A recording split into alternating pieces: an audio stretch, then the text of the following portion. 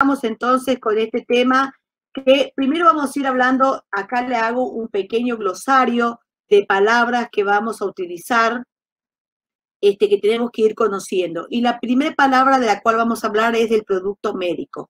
Cuando hablamos de producto médico, hablamos de equipamiento, hablamos de aparato, hablamos de material, de uso o aplicación médica, odontológica, laboratorio, destinado a la prevención, diagnóstico, tratamiento, rehabilitación o anticoncepción, y que no se utiliza, dice que no utiliza medio farmacológico, inmunológico o metabólico para realizar su función principal en los seres humanos.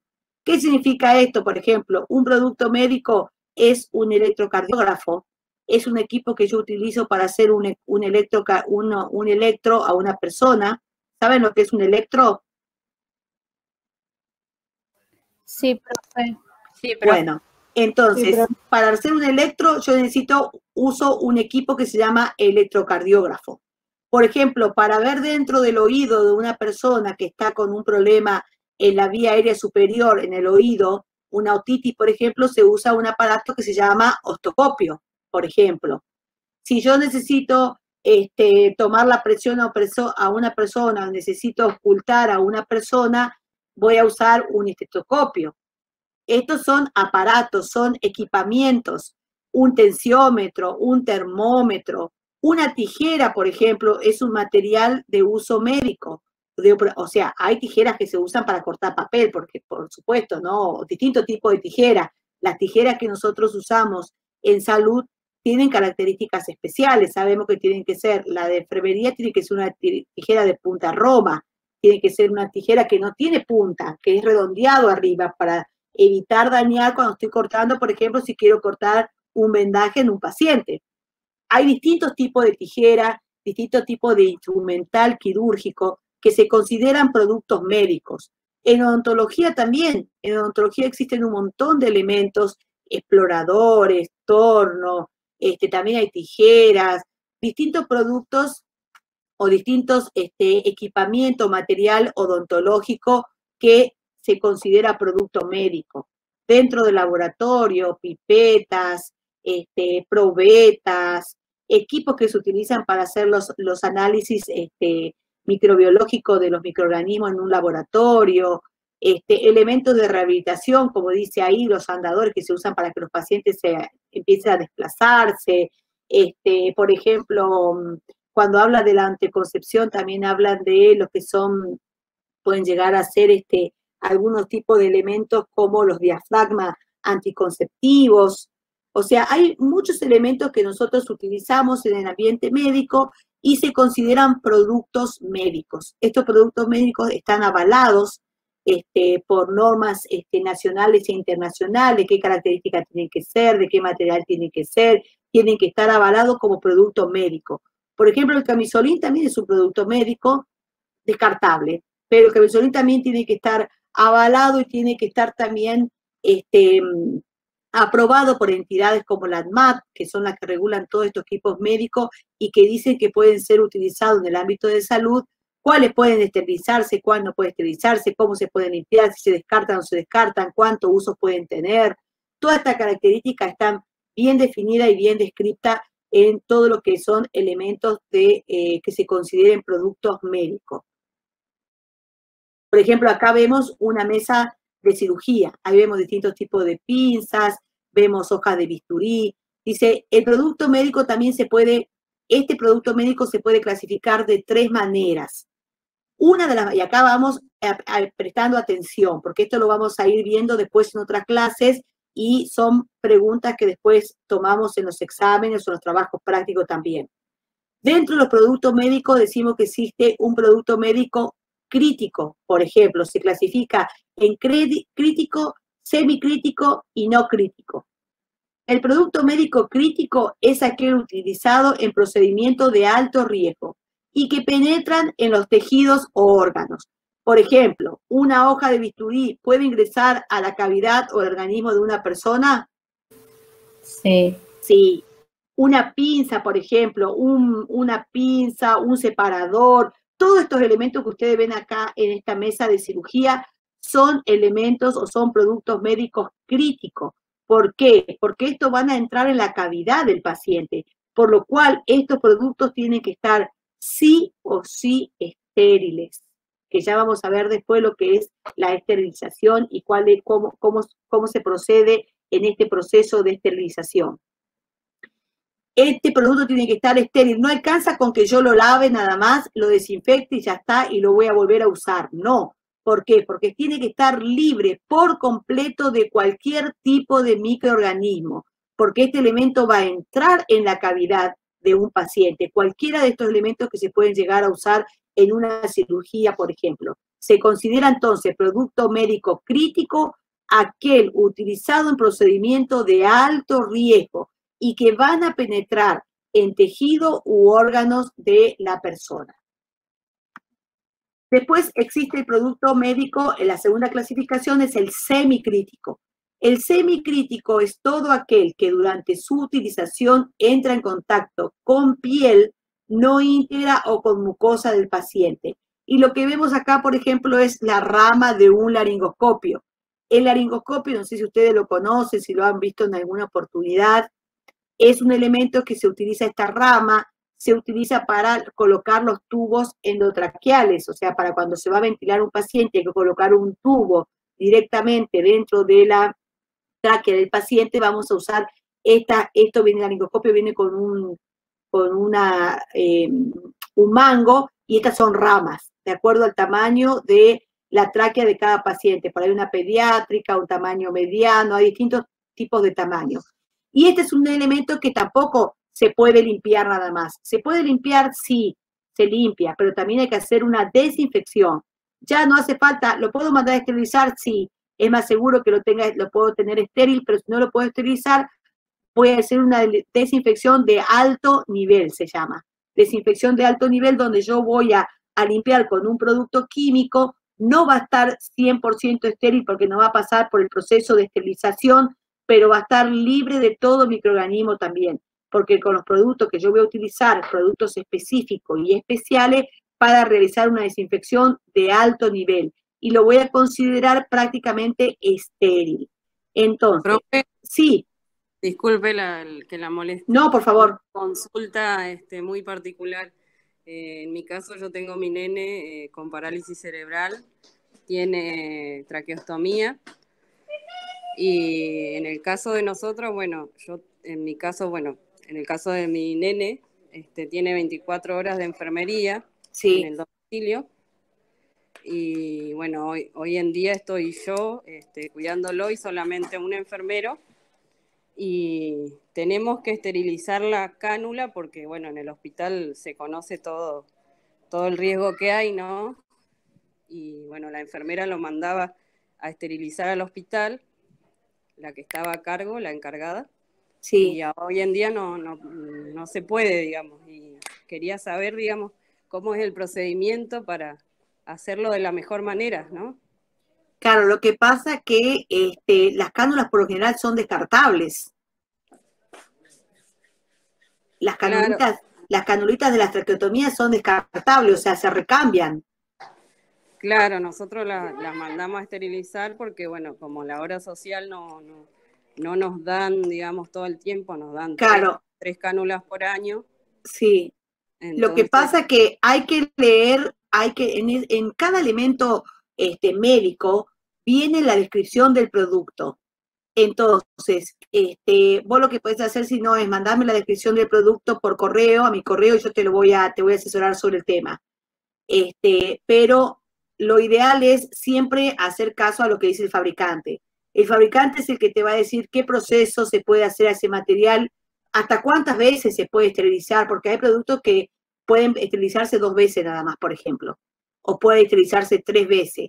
Hay algunos productos que no se pueden lavar en forma manual, que se tienen que lavar sí o sí con una máquina, porque si no, no cumplen con el proceso. Entonces, hay productos que son tóxicos, por los cuales tienen que tener un enjuague y una terminación final, porque pueden dañar o pueden irritar la mucosa, por ejemplo. Entonces, siempre tenemos que tener presente con estos productos qué proceso le podemos dar, cuál es el proceso adecuado.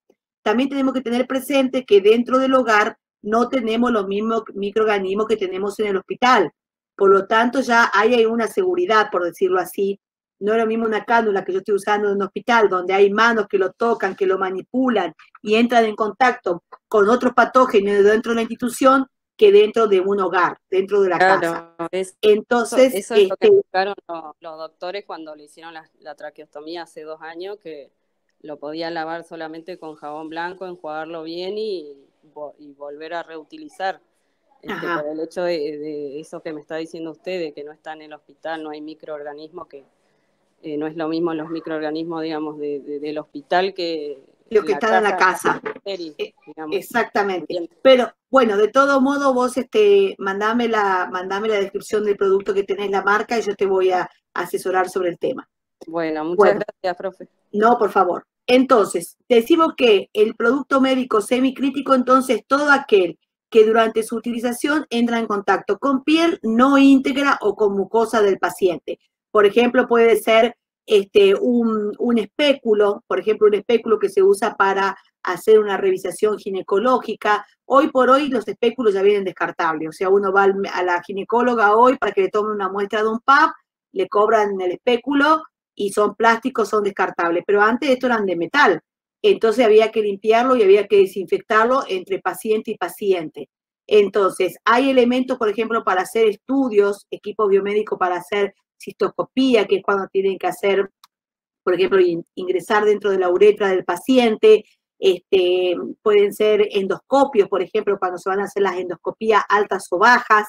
El endoscopio también es un elemento semicrítico, porque este elemento no se puede esterilizar porque está compuesto por distintos elementos, que por ejemplo tiene partes metálicas, tiene parte de goma, tiene partes que no hay un proceso en el cual se puede mantener la integridad de todos los elementos, o sea, no lo puedo meter en una estufa con calor, no lo puedo por ahí meter en un calor húmedo, entonces pasan por esta desinfección de alto nivel, que significa que se colocan en este producto químico donde van a quedar prácticamente estériles. También es todo un proceso, no es así nomás, sino que lleva toda una serie de pasos. Por ejemplo, un endoscopio, no sé si alguien ya alguna vez se hizo una endoscopía, ¿sabe lo que es un endoscopio? ¿Vieron alguna vez un endoscopio? Sí, profe, a mí me hicieron una endoscopía. Te hicieron una endoscopía, qué cosa horrible. Espero que nunca me toque. Sí, es horrible, es horrible. Bueno, ese endoscopio va a entrar en contacto con tu mucosa, porque si es una endoscopía alta, por ejemplo, esa endoscopía va a entrar por todo tu aparato digestivo, por todo el tubo digestivo, donde se va a ir viendo si hay alguna lesión, alguna úlcera, hasta llegar al estómago. Si es por vía baja, va a entrar a través del intestino. Entonces va a estar en contacto con la mucosa del paciente. Entonces, primero que hay que tener mucho cuidado en la limpieza y desinfección de estos elementos porque son muy frágiles y se pueden dañar, y a la vez de dañarse pueden causar daños en el paciente. Entonces, esto también lleva todo un proceso de lavado, de se retira todos los restos que pueden llegar a quedar de partículas en el elemento, con agua corriente, después se mete en un detergente enzimático, donde primero se lo lava, se lo enjuaga, se lo seca, y después recién se coloca este producto, que es el producto final donde se va a hacer la desinfección de alto nivel. Y ahí recién se puede utilizar con otro paciente, porque si se hace una endoscopía en un paciente, se saca, se coloca en otro, se saca, se coloca en otro, y alguno de estos pacientes tienen alguna enfermedad infecciosa, se van a estar contagiando uno con otro. Por eso es que lleva todo un proceso de limpieza y desinfección de alto nivel. Y el último es el producto médico no crítico. Entonces dijimos... Profe, sí. ¿La puedo interrumpir un segundito? Sí. Con respecto a lo anterior, ¿puede ser también el que utilizan los otorrinolaringólogos para ingresar por la fosa nasal? Sí, también. Ese sí, me hicieron una vez un estudio para ver las cuerdas vocales, tengo pólipo en las cuerdas vocales, y ingresan por la nariz. Entonces, ese también es un producto que lleva este proceso de desinfección de alto nivel. Más que nada por los componentes que tienen, porque no lo podemos procesar todo de la misma manera, tampoco se pueden desamblar ni se pueden separar. No es que lo voy a desarmar por completo y voy a limpiar cada parte por separado. Así que bueno, entonces ya hablamos del producto médico crítico, hablamos de producto médico semicrítico y hablamos de producto médico no crítico. Y cuando hablamos de producto médico no crítico, hablamos de aquel que durante su utilización toma contacto con la piel intacta, con la piel sana del paciente, pero no con mucosa ni con tejidos estériles. Y acá, por ejemplo, yo le puse 2 elementos que son lo que nosotros comúnmente usamos, habitualmente usamos, y es el tensiómetro y el termómetro.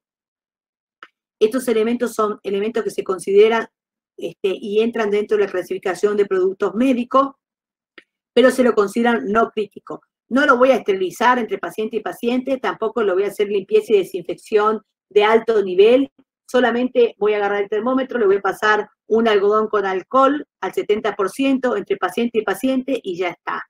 El tensiómetro también, cuando termino de hacer los controles de signos vitales, lo voy a limpiar, lo desinfecto con alcohol y ya lo puedo guardar. Lo que sí, obvio, que si voy a tocar un paciente o tuve en contacto con un paciente que está en aislamiento por un microorganismo multiresistente o está ahora en aislamiento, por ejemplo, por COVID, lleva esto una desinfección bien meticulosa de todas sus partes, o sea que tengo que pasarle un amonio cuaternario de tercera, cuarta o quinta generación. La generación de los amonios tiene que ver con la composición química, es como los antibióticos, que ya ustedes lo deben haber visto con Silvia, cuando hablaron de antibióticos, que existen antibióticos que son de diferente generación. ¿Qué quiere decir esto? Que hay antibióticos que se fueron fabricados para un microorganismo, por ejemplo, específico, pero después ese microorganismo que, por ejemplo, producía anginas, ¿saben lo que son las anginas pultáceas?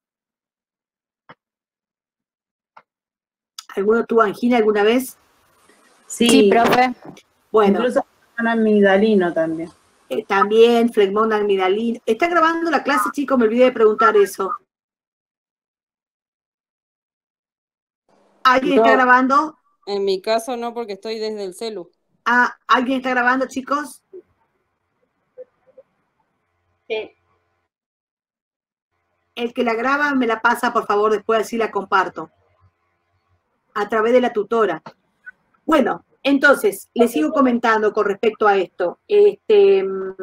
Los antibióticos, por ejemplo, existen las cefalosporinas, que son unos antibióticos que empezaron la primera fabricación que salió, la de primera generación, para microorganismos, para cierta categoría o cierta clasificación de microorganismos. Pero a medida que estos microorganismos fueron siendo más resistentes o fueron mutando, tuvo que salir una segunda generación, porque ya este antibiótico de primera generación no les hacía nada. Después, con 2 generaciones no alcanzaron. Entonces salió una tercera generación de antibióticos ya para microorganismos más resistentes todavía, porque a medida que estos van mutando, se van poniendo cada vez más resistentes. Y lo mismo pasa con los microorganismos que encontramos en los elementos biomédicos o los microorganismos que encontramos en la superficie o a través del contacto. Entonces, estos productos que son los amonios cuaternarios que se utilizan para la limpieza y desinfección de la superficie también van cambiando de generación. Entonces tenemos los de primera generación, que son los más básicos, digamos así, que hoy en el COVID pueden ser utilizados, sí, pueden ser utilizados. ¿Dónde se puede usar un detergente, un amonio cuaternario de primera generación? En un restaurante, en un gimnasio, para lavar, por ejemplo, las vajillas de un restaurante o de un hospital, las tazas, los platos, los cubiertos, que son elementos por los cuales se puede llegar a contagiar una persona de otra, si queda como reservorio de este microorganismo. Entonces podemos usar ahí. Y así va subiendo la generación. En el ámbito hospitalario, yo tengo que usar un amonio cuaternario que va a ser de tercera generación para arriba, de cuarta o de quinta generación, porque no solamente tengo el virus del COVID, sino que tengo bacterias, que las bacterias son las más difíciles de combatir, y estas bacterias multiresistentes muchas veces, hongos, esporas, las esporas que son las formas de los microorganismos más resistentes inclusive. Entonces necesito productos que actúen y que los puedan eliminar por completo. Y ahí es donde va cambiando la generación de estos elementos químicos. Entonces, acá vemos termómetro, tensiómetro, una mesita, por ejemplo, quirúrgica, una mesa de cirugía, una bandeja, una tijera que yo voy a usar para realizar curaciones, por ejemplo, muchos elementos que son de uso médico no crítico y con los cuales yo con una limpieza y desinfección con algún alcohol al 70%, por ejemplo, con cloro, puedo eliminar cualquier microorganismo que pueda llegar a quedar en él. Entonces, ahora vamos a acá, área crítica. Sí, profe. Bueno, entonces ya hablamos de los elementos biomédicos. Ahora vamos a hablar, que hablamos, entonces ya sabemos que se pueden clasificar en crítico, semicrítico y no crítico. Estos son los elementos que nosotros tenemos en el ámbito hospitalario, como ya los nombramos. Acá, por ejemplo, tenemos un montón, como ustedes podrán ver acá tenemos un respirador, tenemos un monitor cardíaco, todo esto que se ven colgadito acá son bombas de infusiones que se utilizan para administrar medicamentos, administrar drogas con un conteo de goteo, con un goteo específico. Todos estos elementos son elementos biomédicos, son todos elementos, se consideran todos no críticos, porque son todos elementos que no van a entrar en contacto ni con piel ni con mucosa, pero sí tienen que ser limpiados y desinfectados de forma minuciosa, porque están en la unidad paciente. Entonces, así como hablamos de elementos médicos críticos, no críticos y semicríticos, también vamos a hablar de las áreas. Entonces, hablamos de un área crítica.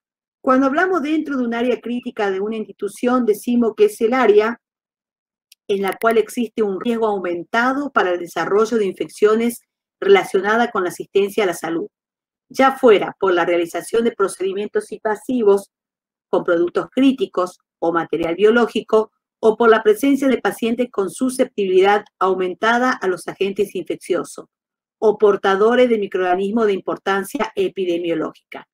¿Qué significa todo esto? Significa que acá, en esta unidad o en esta área crítica, como ustedes podrán ver, esto es una terapia intensiva, acá hay un mayor riesgo, porque primero el que está acostado acá es un paciente que está gravemente enfermo. Al ser un paciente que está gravemente enfermo o que está inestable y a estar en una terapia intensiva, va a estar más invadido que un paciente que está en una sala común. ¿Por qué? Capaz que va a necesitar de un ventilador mecánico para poder respirar, va a necesitar de un catéter central, una vía central, ya sea en las venas yugulares o en las venas femorales, para poder administrar grandes cantidades de líquido, para administrar un volumen importante de medicamentos. Van a necesitar una sonda nasogástrica por donde se va a alimentar a ese paciente, porque si lo tenemos ventilado, este paciente no puede comer. Donde va a tener quizás una sonda vesical para poder orinar, porque tengo que tener un conteo estricto de la diuresis, porque tengo que hacer un balance de la diuresis del paciente, porque quizás el paciente no puede orinar por sí solo. Entonces voy a necesitar, aparte si el paciente está sedado y está ventilado, no lo voy a tener sin sonda porque se me va a orinar encima, me va a mojar toda la cama, porque no va a estar lúcido ni despierto para pedirme el papagayo que tiene deseo de orinar. Quizá va a tener muchos catéteres, va a tener heridas, va a tener tubuladuras, va a tener drenajes. Es un paciente que va a tener un riesgo importante. ¿Por qué? Porque va a también estar, como dice acá, invadido a través de procedimiento invasivo. Fíjense que el ventilador mecánico es un procedimiento invasivo donde el tubo ingresa directamente a la vía aérea del paciente y hay que tener un cuidado muy meticuloso, porque si yo manipulo cualquier elemento de la vía aérea del paciente sin tener un cuidado estricto, puedo ingresar por ahí algún microorganismo como una puerta de entrada y infectar a ese paciente. También dice que este paciente a la vez también puede estar colonizado por microorganismos multiresistentes, puede estar infectado, puede ser un paciente que esté con su sistema inmunológico deprimido por toda la enfermedad que está cursando, entonces va a ser un huésped susceptible. ¿Se acuerdan cuando hablábamos de cuando hablamos de la cadena epidemiológica, hablábamos del huésped susceptible? Bueno, este paciente que está en la terapia intensiva es un paciente es un huésped susceptible, porque está muy invadido, porque está muy enfermo, porque está quizás cursando una infección muy grave. Entonces un paciente que tiene mayor probabilidad de reinfectarse, de adquirir cualquier otro microorganismo que pueda andar dando vuelta por ahí por la terapia o por las manos del personal, o un elemento contaminado que no lo desinfecté bien y lo traigo y lo uso con este paciente, es un riesgo para el paciente. Entonces, estas son áreas críticas donde están estos pacientes. Es un área donde tengo que tener mucho cuidado a la hora de limpiar, a la hora de desinfectar. Tengo mucho equipo de quizás más chico que una sala grande, una sala de clínica, es un espacio más reducido, capaz que tengo nada más que 6 camas, 7 camas, 5 camas, y no tengo 40 ni 50 camas como en una sala, pero tengo todo este equipamiento, tengo un paciente delicado, un paciente grave, y tengo un montón de equipo para limpiar y para desinfectar, y con cuidado de no lesionar, lastimar o intervenir en el cuidado del paciente, pero todos los días hay que hacer limpieza y desinfección de esto.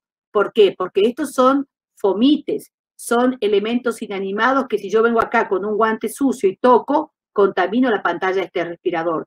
Si agarro este bracito, por ejemplo, de esta lámpara y la toco con la mano sucia, lo voy a contaminar. Entonces, limpieza y desinfección de superficie en área crítica se realizan una vez por turno en todos los turnos en las áreas críticas. Y se repasan también, se repasan cada 4 horas, o si hay alguna urgencia, o si tuvimos un paro, se hacen un repaso de las superficies más tocadas. Entonces, hablamos como área crítica, entonces, de estas áreas donde existe un riesgo aumentado para el desarrollo de infecciones, relacionada con la asistencia o con el cuidado de la salud.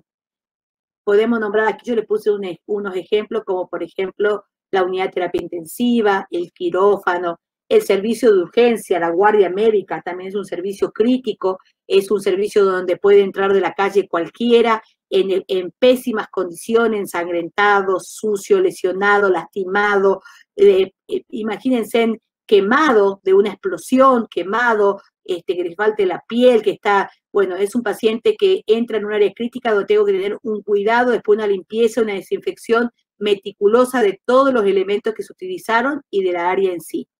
La unidad de cuidados intermedios, que es un servicio que está entre la terapia intensiva y la sala común. O sea, no están tan graves como una terapia intensiva, pero tienen que tener un mayor cuidado que en una sala de internación común, por eso se llaman unidades de cuidados intermedios. Y después están los sectores de aislamientos, por ejemplo, donde yo tengo pacientes que están cursando enfermedades infectocontagiosas, donde tengo, por ejemplo, pacientes que lo tengo que tener con un aislamiento estricto. Entonces también son áreas críticas porque es donde yo voy a tener un mayor cuidado con todo lo que entro a la habitación, con todo lo que saco de la habitación, la limpieza y desinfección. Sé que si meto un elemento a una habitación donde yo tengo un paciente en aislamiento, ya es un elemento que se me contaminó. Por lo tanto, si lo voy a sacar de ahí, por ejemplo, un electrocardiógrafo, meto un electro para hacer un paciente, porque no tengo un electrocardiógrafo para cada habitación, ni tengo un electrocardiógrafo solamente para los pacientes infectados, tengo un electrocardiógrafo que es del servicio. Entonces me mandan a hacer los electros de los pacientes. Primero le voy a hacer los electros a los pacientes que no están infectados, que no están en aislamiento, y una vez que termine de hacer el electro a este paciente, voy a ingresar a la habitación del paciente que está en aislamiento, con los elementos de protección personal que corresponden de acuerdo al aislamiento, y con este elemento biomédico, que cuando lo saco de ahí, antes de sacarlo de esa habitación, tengo que proceder a hacer una limpieza y desinfección de ese elemento. ¿Por qué? Porque es un reservorio, porque es un fomite, porque es un elemento inanimado que si yo no lo limpio y lo desinfecto de forma correcta, lo voy a estar llevando a la habitación de otro paciente o lo voy a usar en otro momento, y de acuerdo al microorganismo puede tener una larga supervivencia en ese elemento. Hay algunos que viven menos tiempo, otros que viven más tiempo, entonces tengo que tener un cuidado con estos elementos que utilizamos dentro de la institución. Ecógrafo, por ejemplo, cuando tenemos un ecógrafo que también a veces anda de en servicio, puede estar en la guardia, lo necesitan en el quirófano, lo suben al quirófano, lo necesitan en la terapia, lo llevan a la terapia. ¿Puede andar este equipo por todos los servicios? Sí, puede andar, pero hay que hacer una limpieza y desinfección correcta de estos elementos. Entonces, esta es el área crítica, es un área cerrada por lo general, es un área semi-restringida, hay áreas que son restringidas por completo, como por ejemplo los quirófanos, que se consideran área crítica, área restringida. Ahí no puede entrar nadie, solamente la gente que trabaja en el quirófano. ¿Va a entrar alguien fuera del quirófano? Sí, puede llegar a entrar, pero tiene que cumplir con ciertos protocolos antes de ingresar, con respecto al cubre calzado, como ya habíamos visto, la colocación de la cofia, la colocación de un ambo limpio, de acuerdo a la actividad que va a entrar a desempeñar dentro del quirófano. También se la considera área crítica al quirófano. Las áreas semicríticas, por ejemplo, son las áreas donde los sectores de internación. ¿Ven acá? Lo único que se ve es una camita, un parante de un suero, acá hay un llamador, hay unos dispositivos para colocar oxígeno, por ejemplo, si el paciente necesita una canulita de oxígeno, hay dispositivos para realizar aspiración central, si el paciente tiene secreciones y hay que aspirarlo, pero si el paciente no lo necesita, no tengo nada colocado. Tengo solamente la cama, el parante del suero, es un área semicrítica. Área en el cual hay riesgo moderado o bajo para el desarrollo de infecciones. ¿Hay algún riesgo acá de infecciones? Sí, porque acá yo puedo tener un paciente que está infectado. Es un paciente que quizás está estable, que no está grave, pero está infectado. Un paciente con una tuberculosis, por ejemplo, que lo tengo en aislamiento porque está en una etapa de contagio, entonces todo lo que hay acá alrededor del paciente está contaminado. El aire también está contaminado, ¿por qué? Porque la tuberculosis tiene una supervivencia en el aire y puede contaminar también el aire. O sea, se contagia a través de la gota, pero también puede haber una contaminación en el aire. Por eso es importante que las habitaciones de los pacientes tuberculosos tengan sistemas de recambio de aire, de filtración de aire, que permanentemente se esté filtrando y se esté recuperando este aire, o que tenga una ventana donde yo pueda tener ventilación natural.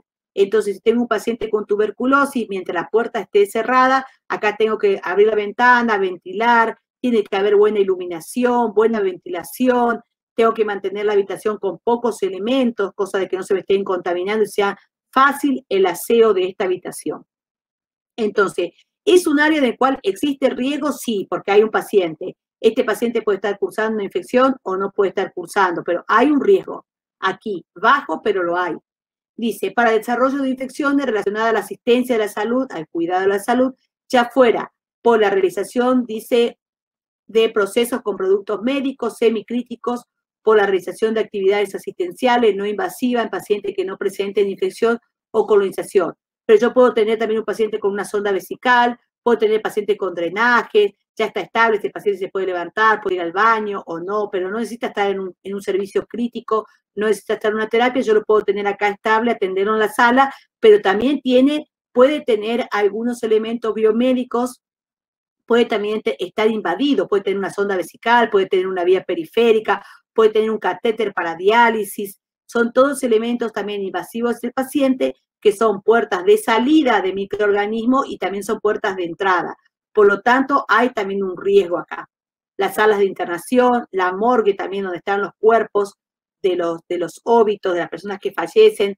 En el caso del COVID, sabemos que el óbito puede seguir contagiando, por más que la persona está muerta, puede seguir contagiando, por lo tanto, hay que tener un cuidado muy estricto con el manejo de estos cadáveres. Hay protocolo para el manejo de estos cadáveres y por lo general estos cadáveres son cremados.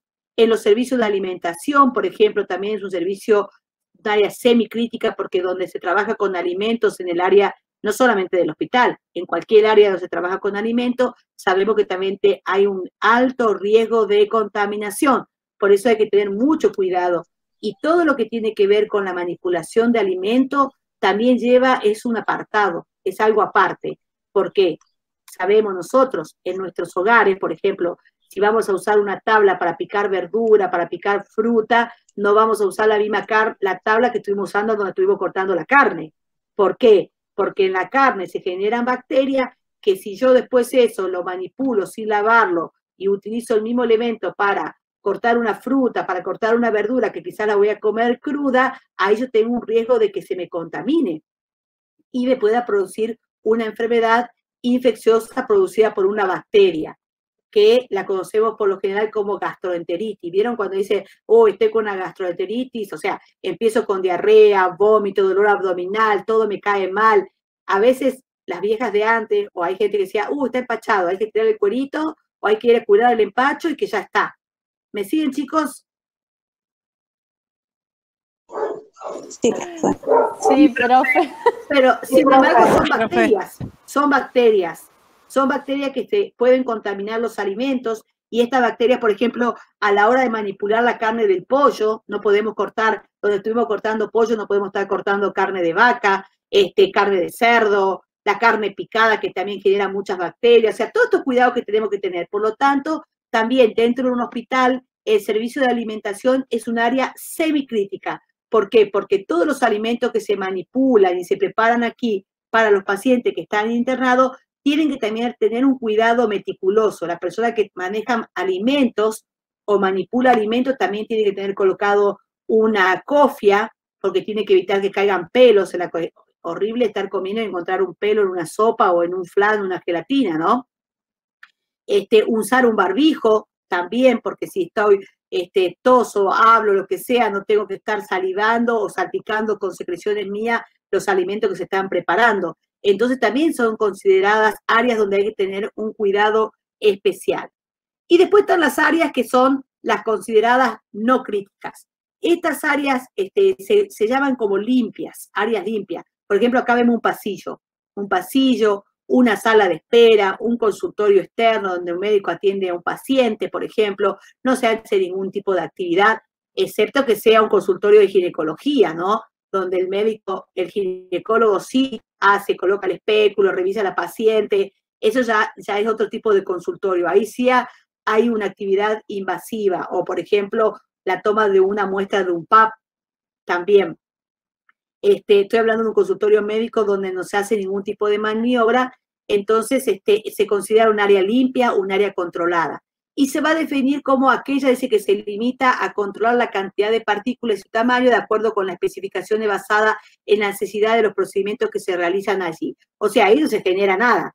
Sí tenemos que tener cuidado hoy por hoy en el contexto del COVID, en los consultorios, mantener la distancia entre el paciente y el médico que lo está atendiendo, sobre todo si la persona está sin tapaboca o sin barbijo. Hoy por hoy a todos se los atiende ya con barbijo quirúrgico y máscara facial por la cercanía que se tiene con el paciente, porque si el médico tiene que revisarlo, ocultarlo, verlo, tocarlo, palparlo, al paciente se tiene que acercar y va a tener una cercanía cuerpo a cuerpo prácticamente. Y capaz que va a estar un rato, porque entre que lo oculta el corazón, respire, no respire, a ver cuántos latidos, le duele acá, le duele allá, y ese contacto que está teniendo con el paciente, necesita tener igual una protección de las vías aéreas en el contexto de pandemia que nos encontramos hoy. Entonces, ya hablamos de la clasificación de los productos biomédicos, hablamos de la clasificación de las áreas. Entonces, ahora vamos a pasar al tema de, a ver, quiero ver, no me quiero pasar con la hora, chicos, porque yo no veo la hora acá. Son 16:41. Bueno, sigamos. De vuelta al Power.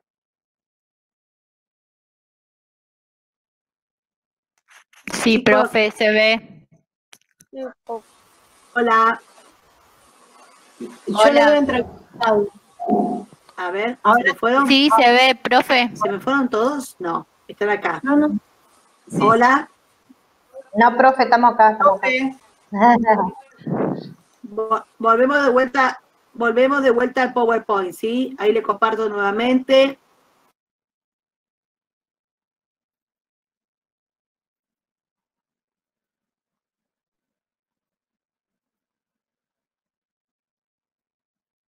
Volvimos nuevamente al control de microorganismos, desinfección y esterilización. Sí. Sí, profe. Bueno, entonces ahora vamos a limpieza. Entonces, acá tenemos que tener muy presente y estar muy atentos, chicos, y conocer estas definiciones que estamos viendo, porque es muy importante que sepamos que dentro de una institución de salud no alcanza solamente con limpiar. O sea, nosotros limpiamos, acá hay una definición de limpieza que dice que es la remoción de sustancias indeseables por proceso físico-químico, y esta puede ser manual o mecánica. Por ejemplo, ¿la limpieza qué es? La limpieza es la remoción de todas las partículas que yo puedo llegar a ver en una superficie. Por ejemplo, yo tengo un escritorio acá ahora donde hay un poquito de polvo, si bien limpié el fin de semana mi casa, pero por ahí, acá en Comodoro Rivadavia, justamente, ¿quién no tiene un poquito de polvo en la casa, no? Quizás veo acá la computadora y veo que hay polvo, también un poco de polvo en la computadora, entonces yo le paso una franela, le paso algún paño limpio y lo estoy limpiando. Está removiendo esas sustancias indeseables. Si de repente yo acá, mientras estoy dando la clase, me estoy comiendo un sándwich, una hamburguesa completa con papas fritas, todo, y estoy comiendo, estoy generando migas, una vez que termino de comer, tengo que limpiar todo donde comí, porque puede haber grasa, puede haber resto de comida. Yo estoy viendo que está sucio, porque termino de comer, veo que está sucio. Vengo, limpio, agua, detergente, un paño limpio y ya está. ¿Se entiende? Eso es la limpieza. Saco la suciedad, saco lo que yo veo. Yo veo que está sucio, voy capaz al patio y digo, uy, qué sucio que está el patio, hay hojas, hay ramas, hay papeles que volaron con el viento, estoy viendo. En un hospital yo entro a la habitación de un paciente y digo, uy, qué sucio que está esto, por favor, quizá el familiar estuvo comiendo, dejaron cosas tiradas, hay migas en la mesita del paciente porque no la limpiaron después de que almorzó, puede haber capaz que vino el enfermero a hacer una curación y dejó los restos ahí, papelito de gasa, cinta, lo que sea. O sea, lo sucio lo veo. Entonces, la limpieza es eso, es la remoción de las sustancias indeseables, ya sea por procesos físicos o químicos, o sea, todo lo que tiene que ver con lo manual o con elementos que yo pueda llegar a utilizar allí. Dice, y la limpieza puede ser manual o mecánica en cuanto a la superficie o a los materiales biomédicos. ¿Qué significa? Que los materiales biomédicos, estos materiales que nosotros estuvimos hablando y estuvimos clasificando, se pueden limpiar de manera manual o con una máquina. Y lo mismo pasa con la superficie. Yo puedo limpiar un pasillo, puedo limpiar un sector manualmente o lo puedo limpiar con una máquina. O sea, existen dos tipos de limpieza.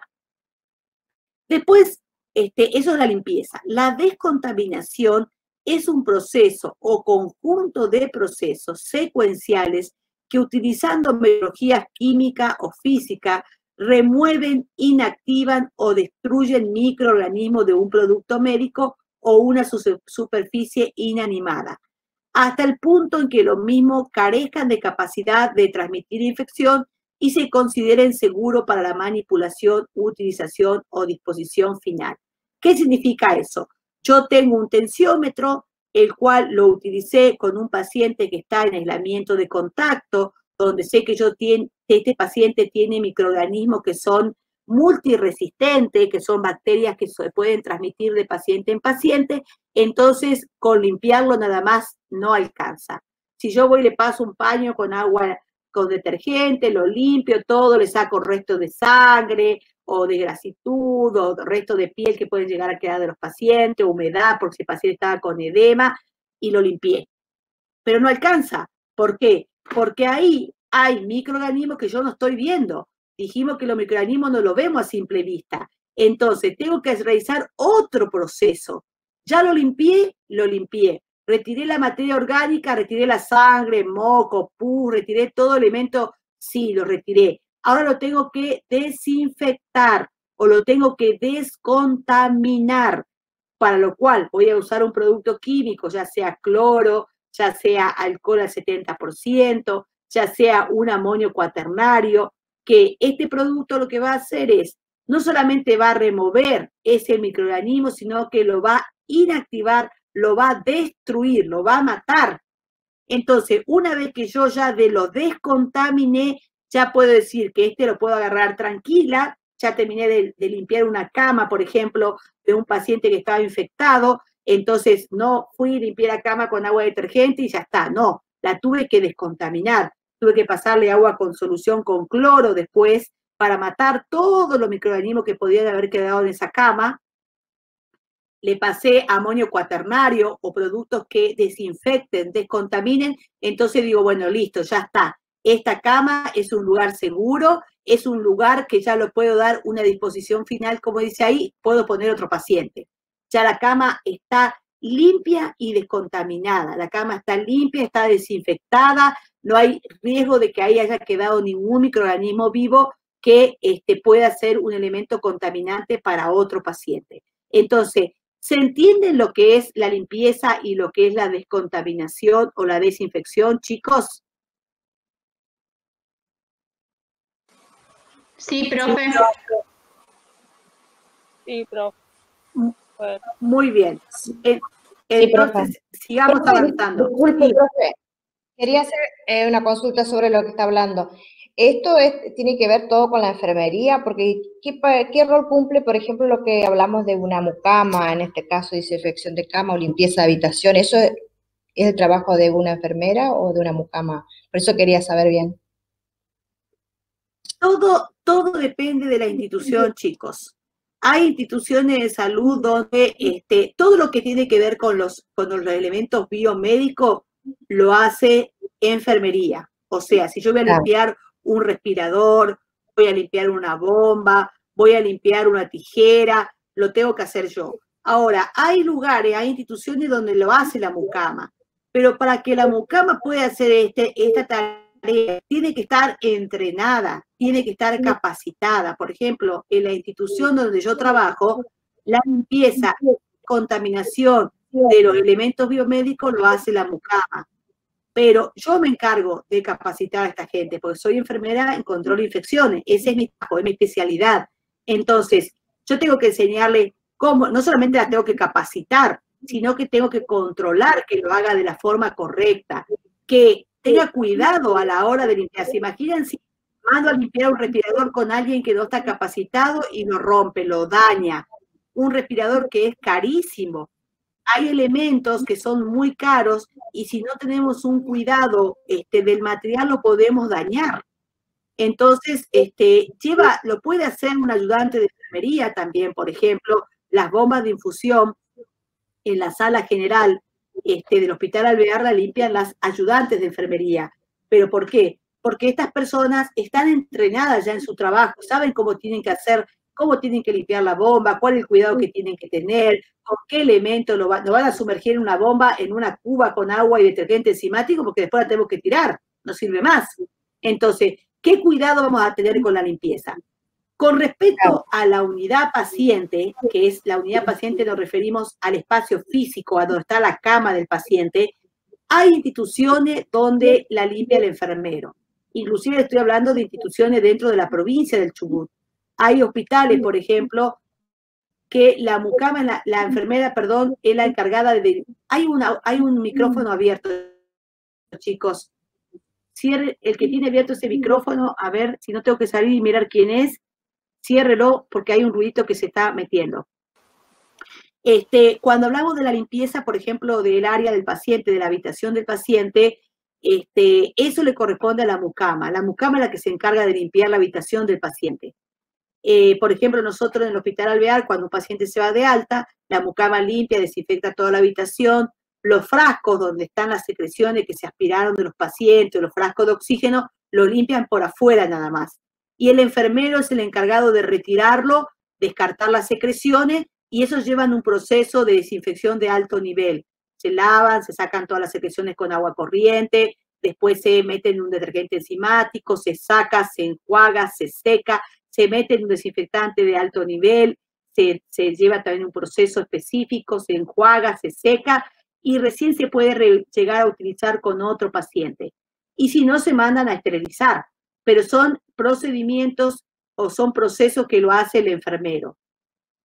Entonces, ya le digo, hay lugares, por ejemplo, cuando yo empecé a estudiar enfermería hace muchos años, nosotros los enfermeros éramos los encargados de limpiar las camas de los pacientes. El paciente se iba de alta, nosotros sacábamos la sábana, limpiábamos toda la cama, limpiábamos, desinfectábamos la cama, y la mucama limpiaba solamente el piso.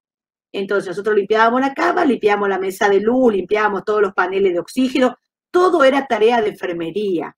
Pero cada vez el recurso de enfermería es más fino también, o sea que cada vez es más pobre el recurso que hay de enfermería. ¿Se imaginan si yo tengo que hacer los controles de signos vitales, tengo que hacer la medicación, bañar a los pacientes, curar a los pacientes y encima también tengo que limpiar la unidad paciente?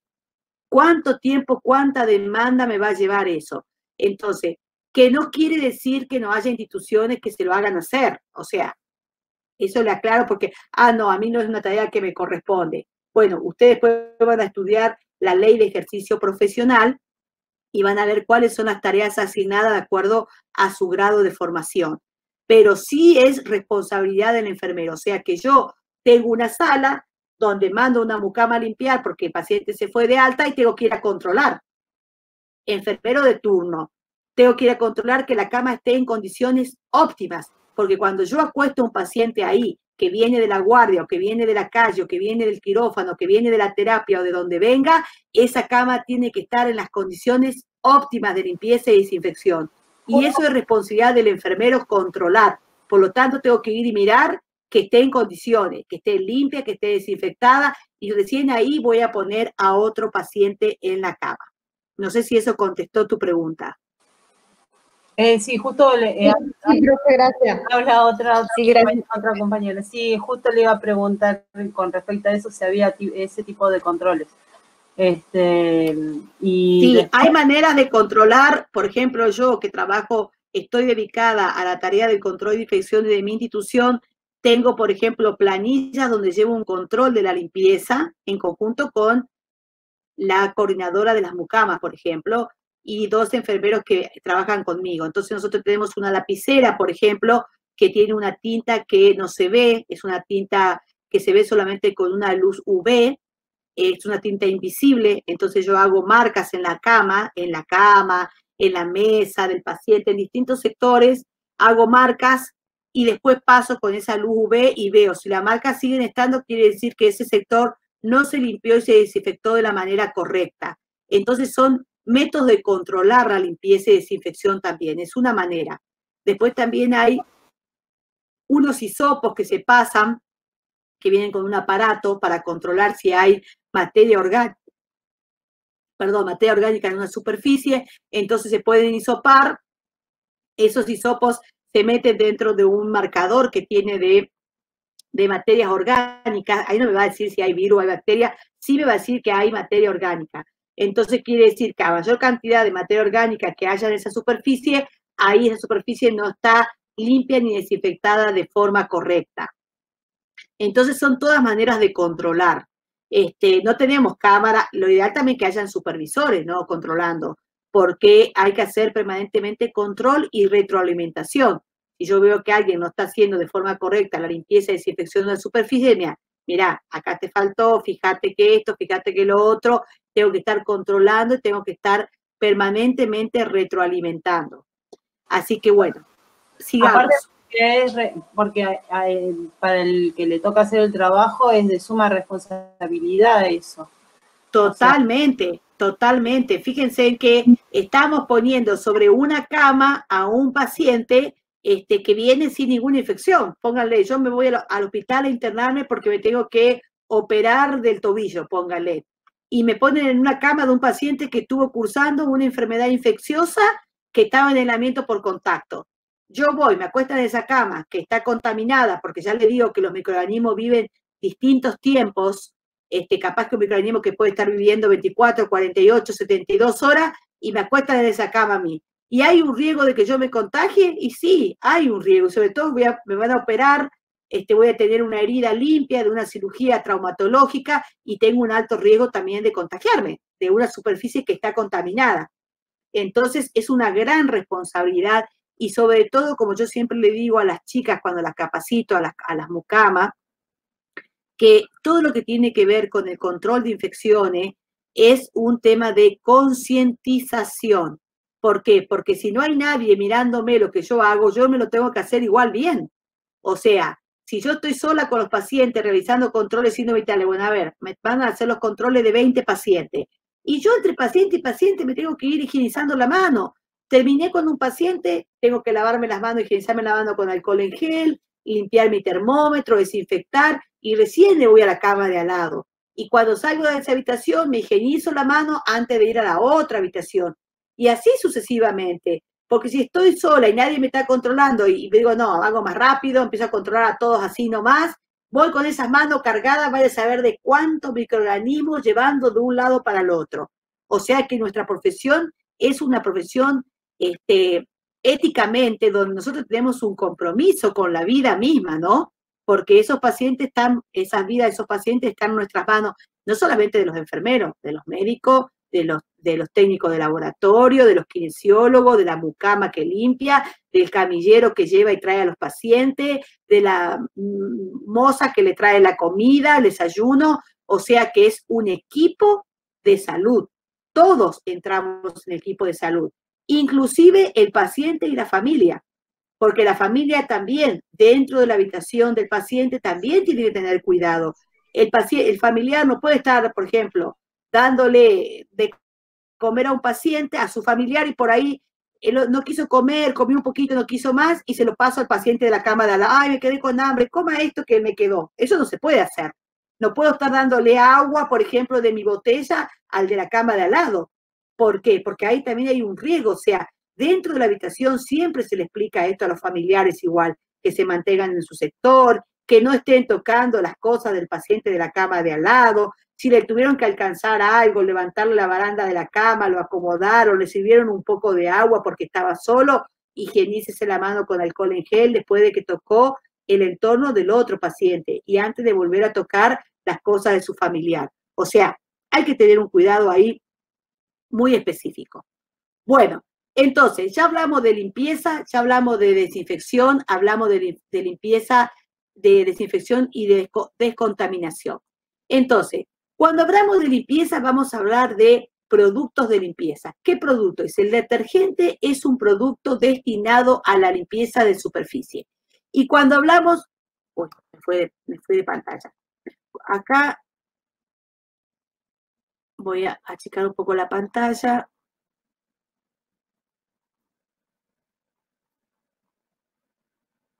Ahí, porque no leo, no alcanzaba a leer bien. ¿Ustedes siguen viendo mi pantalla ahí? ¿Más chiquita? Sí, profe. Sí, profe. Bueno, decimos que el detergente dice, acá hablamos de desinfección y desinfectante. Desinfección comprende la aplicación de método físico o químico destinado a eliminar microorganismos patógenos presentes sobre un producto médico o superficie inanimada.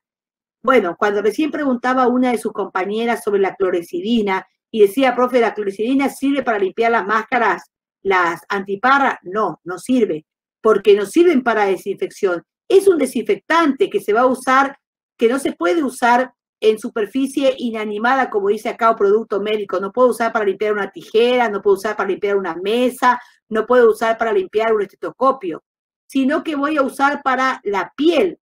Entonces, en la desinfección hablamos de método físico y químico, de productos para eliminar microorganismos patógenos presentes sobre productos médicos o superficies inanimadas, o sea, superficies sin vida, una mesa, una camilla, una silla de rueda, un carrito que usan los pacientes para desplazarse, un baño portátil, elementos compartidos que utilizamos dentro de una institución de salud, un electrocardiógrafo, una bomba de infusión.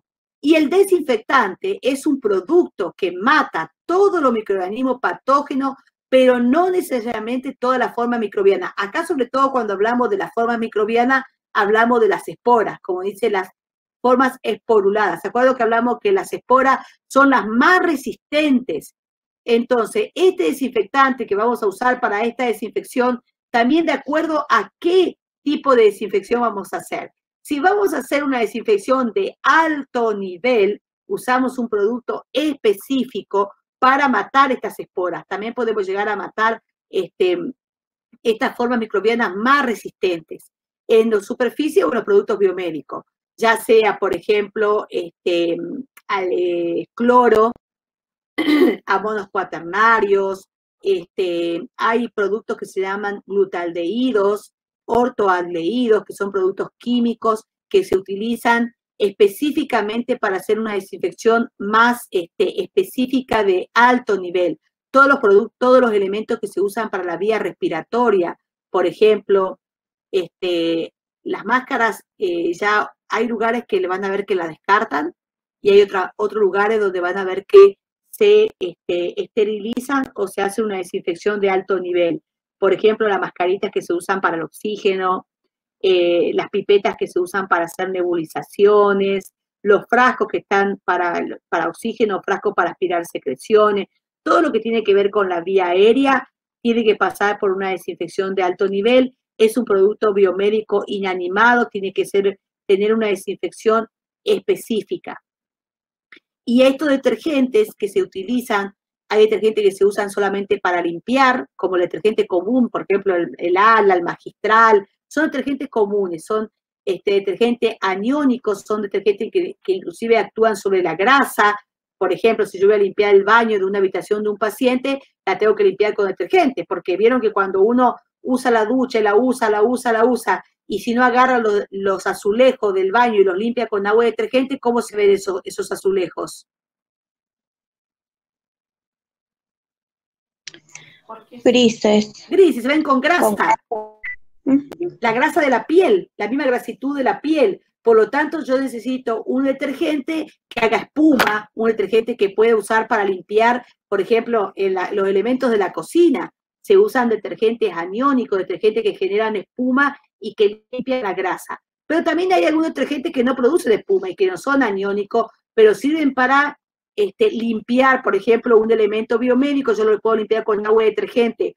Una bandeja, por ejemplo, una bandeja que uso para llevar el tensiómetro, el estetoscopio, y después lo puedo desinfectar con alcohol al 70%, o lo puedo desinfectar con cloro, o lo puedo limpiar directamente con amonio cuaternario, que son productos que limpian y desinfectan de un solo paso.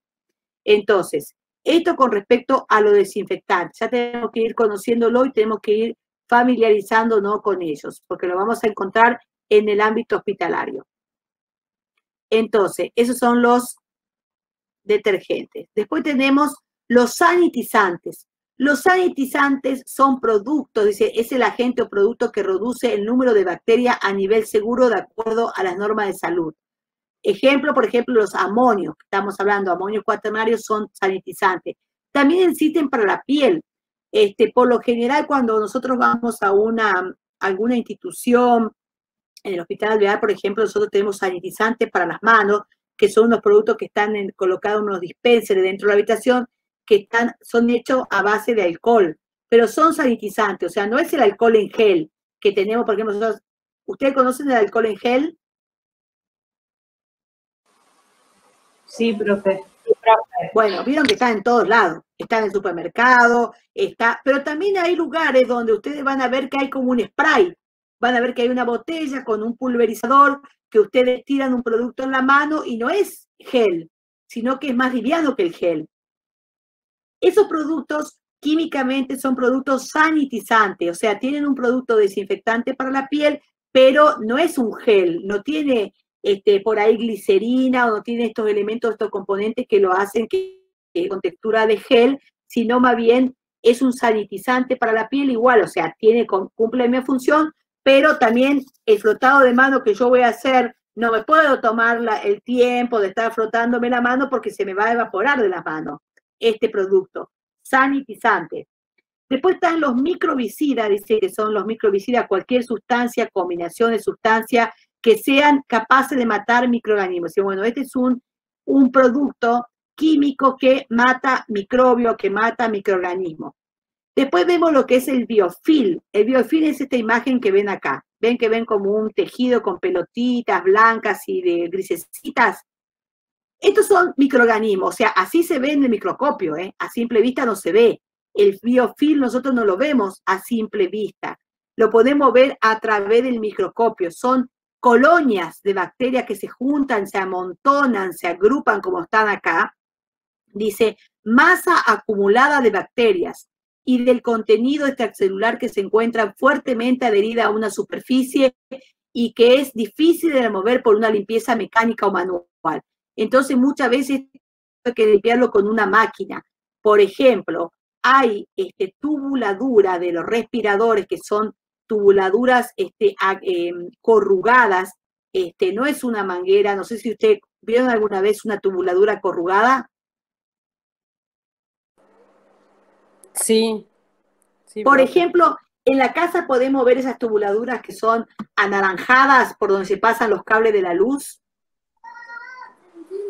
Sí, bueno, esa, por ejemplo, es una tubuladura corrugada. Y esa tubuladura no se puede lavar manualmente. Yo no puedo agarrarla, meterla debajo de la canilla, lavarla con agua, después le meto un desinfectante, porque en cada una de ese espiralado que tiene ese acorrugado, ahí puede haber biofilm.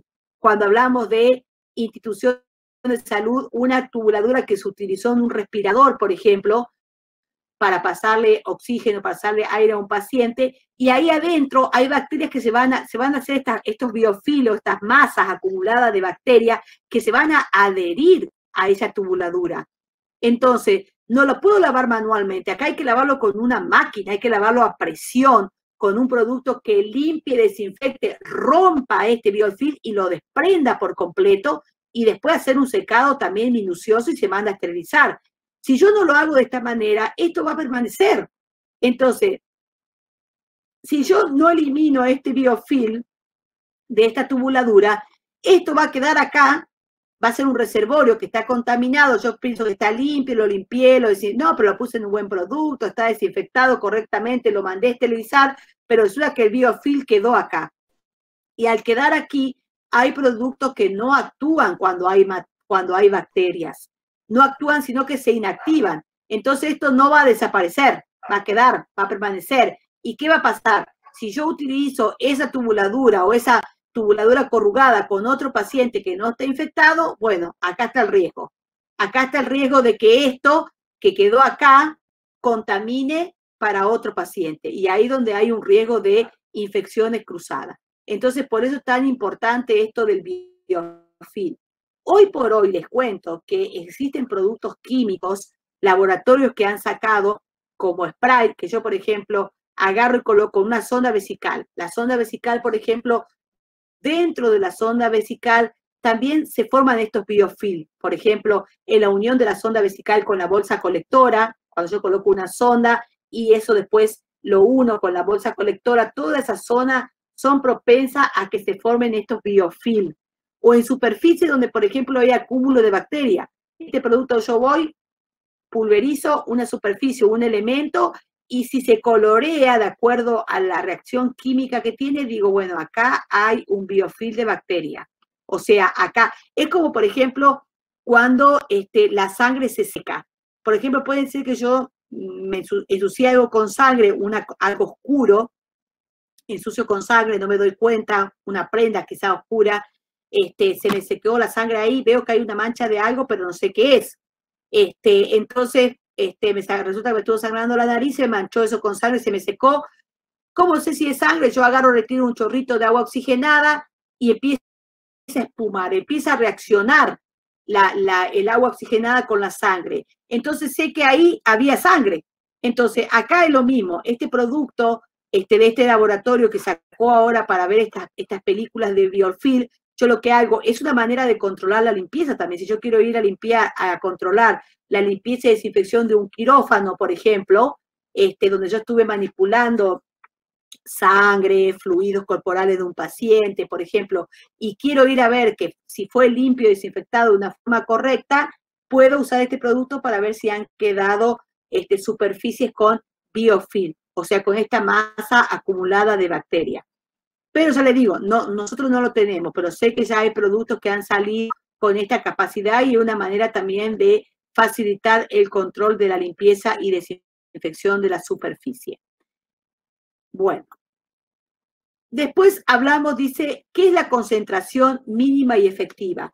Todo esto que estamos viendo hasta ahora son solamente términos, chicos, son palabras que ustedes tienen que conocer. Si hablamos de biofilm, ustedes digo, ¿qué es el biofilm, chicos?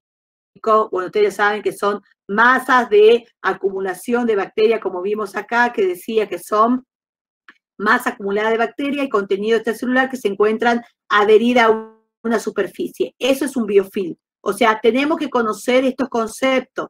Tenemos que saber cuando hablamos qué es un sanitizante, qué es un desinfectante, qué es un antiséptico. Conocer y familiarizándonos con estas palabras. Cuando hablamos de concentración mínima efectiva, hablamos de la concentración más baja de un desinfectante que es efectiva para actividad proclamada. La misma puede ser determinada con tiras químicas reactivas específicas para el producto utilizado y otro método validado de verificación o de concentración mínima efectiva.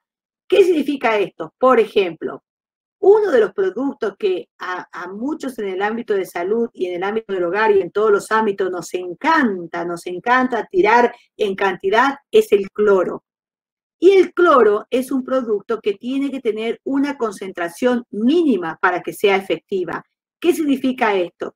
Que si yo, por ejemplo, voy a limpiar la desinfección dentro de mi hogar con una cuchara sopera de cloro y 1 litro de agua, yo tengo una solución efectiva para descontaminar o desinfectar dentro de mi casa. ¿Por qué? Porque dentro de mi casa yo no tengo microorganismos multiresistentes ni tengo bacterias que tengo dentro de una institución.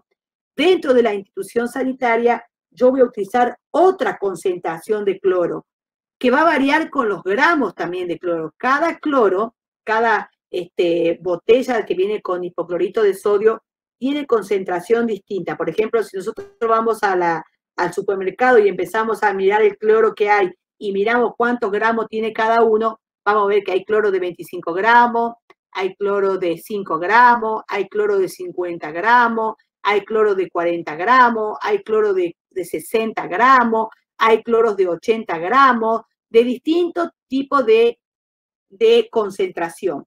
Y de acuerdo a los gramos de concentración que tiene el cloro, yo voy a diluir para utilizar dentro de la institución de salud y de acuerdo a qué elemento voy a limpiar y desinfectar. Porque cuando más le pongo, más concentrado es, menos efectivo es. O sea que de nada sirve que yo agarre el cloro y tire un chorro de cloro puro en el baño de mi casa, porque el efecto que va a tener no va a ser el mismo que si yo diluyo 1 cuchara de cloro en 1 litro de agua y uso para la desinfección de superficie. ¿Se entiende, chicos, el concepto de la concentración mínima efectiva? Sí, profe. Sí, profe. Sí, Bueno, así pasa con todos los productos, chicos. Por eso, cuando van a usar un producto, tienen que leer la etiqueta. Si hay un detergente enzimático que dice 5 mililitros póngale 5 mililitros en 1 litro de agua y le pongo 5 mililitros, no le pongo ni 20, ni le pongo ni 30, ni le tiro a ojímetro. ¿Por qué? Porque cuando más concentrado es, menos efectivo va a ser. Y no solamente va a ser menos efectivo, sino que va a dañar el material. Hay detergentes enzimáticos que si yo dejo, dice, sumergir por un lapso de 5 a 10 minutos, y capaz que yo lo dejo toda la mañana, cuando voy a buscarlo, hay algunos elementos que no sirven más, que están dañados por completos. Algunos pierden el color, algunos pierden la integridad. Tengo una máscara, por ejemplo, hay máscaras que se llaman full face, que son unas máscaras que se usan para colocar oxígeno a presión a los pacientes. Estas full face son máscaras de silicona, que es un producto muy delicado, que debe tener cierto... ¿Te despertaste? Chicos, Pacho, apaga el micrófono, por favor. Si tengo estas máscaras, por ejemplo, que son de silicona y son máscaras que tengo que tener un tiempo de sumergir lo que sea, que no se exceda los 10 minutos en una concentración de 5 mililitros y 5 litros de agua, por ejemplo, tengo que hacerlo específicamente como lo dice el fabricante. Porque si yo me excedo en sumergir este producto o ponerle una mayor concentración, no va a ser efectivo y me va a dañar el material. Y con el tiempo, un material que me puede llegar a durar, qué sé yo, 1 año, me va a durar 2 meses. Y a los 2 meses lo voy a tener que tirar porque va a estar totalmente inutilizado. Entonces, esto es importante. Parece algo muy básico, parece algo muy, como decirlo así, quizás uno dice, pero ¿qué importancia puede llegar a tener esto en nuestra profesión? Muchísima, porque nosotros, de acuerdo a cómo limpiamos y desinfectamos los elementos, vamos a prevenir las infecciones, porque es un eslabón. Cuando hablamos de reservorio, cuando hablamos de fomite, estamos haciendo una intervención directa ahí, en la limpieza y desinfección. Sí. Disculpe que la moleste de nuevo. En el caso de una sonda para botón gástrico, en el caso de la limpieza, ¿cómo sería en el hogar? Por lo general las sondas son descartables también. O sea, son todos productos descartables, las sondas de los botones. O sea, cuando uno va a colocar alimentación por un botón gástrico, tenemos el sachet donde viene la alimentación, que ya viene preparada, son fórmulas que ya vienen preparadas.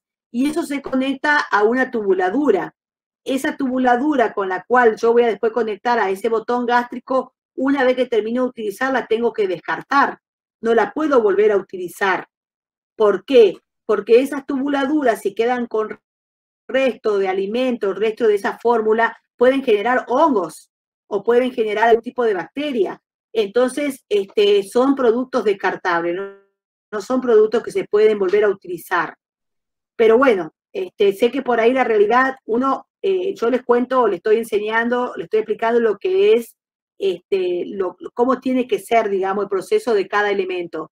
Pero después a veces pasa de que no se cumplen esto. Entonces dice, bueno, a ver, ¿cómo se pueden hacer? En algunos casos se pueden lavar, vienen algunos productos para lavar, desinfectar. En algunos casos hay productos que se pueden llegar a hervir, por ejemplo. No sé si ustedes se acuerdan, inclusive hasta hoy todavía se sigue haciendo, yo no soy tan vieja, pero por ejemplo, nosotros en la casa cuando esterilizamos una mamadera, la esterilizamos en agua hervida. O sea, nosotros lo que hemos hecho, mi hija, pero por ejemplo, mis hijos cuando eran chicos, yo esterilizaba las mamaderas en mi casa, lavaba las mamaderas con agua, de té, el resto. Profe, si me escuchas, se corta el audio. Venían de vidrio, igual al calor, y se podían hervir igual esta mamadera. Entonces yo uno las hervía y las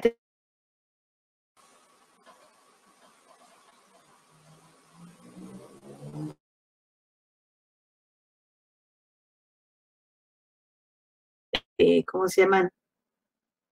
Picles, cuando hacen todos estos alimentos, conservas, cuando hacen todo este tipo de conservas, todos esos frascos donde van a poner las mermeladas, donde van a poner todos estos alimentos, llevan un proceso de esterilización, se hierven, se esterilizan, se coloca, ¿por qué? Porque si no se hace de esta manera, puede haber alguna bacteria, puede haber algún hongo dentro de ese frasco y va a llevar. ¿Se entiende, chicos? Lleva todo un proceso. Y bueno, lo mismo pasa con algunos productos que tenemos en la casa que por ahí tenemos que reutilizar. Bueno, siempre hay que ver la especificación del fabricante, eso es fundamental. ¿Qué producto podemos esterilizar? ¿Cuántas veces lo podemos limpiarlo y desinfectarlo? Tenemos que seguir las indicaciones precisas. Bueno, chicos, son las